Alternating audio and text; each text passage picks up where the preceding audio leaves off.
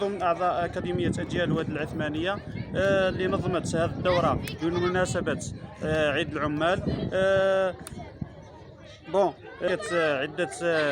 عدة أكاديميات من عدة ولايات وبلديات من خارج وداخل الولاية، منها أكاديمية شباب بوقرانة، سبورتينغ علي منجلي من ولاية قسنطينة، أمل شيخ العيفة من ولاية سطيف، وكذا أكاديمية الشاوي اللي هي من أم البواقي، تشجيعا للرياضة. ضمن الفرق اللي جالس معنا اليوم.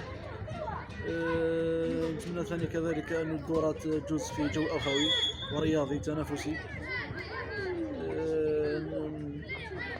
واش ندعو، نتمنى من السلطات كذلك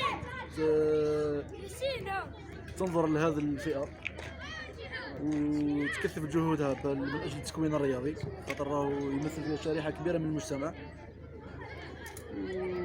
وبارك الله فيك، ربي يجازيك.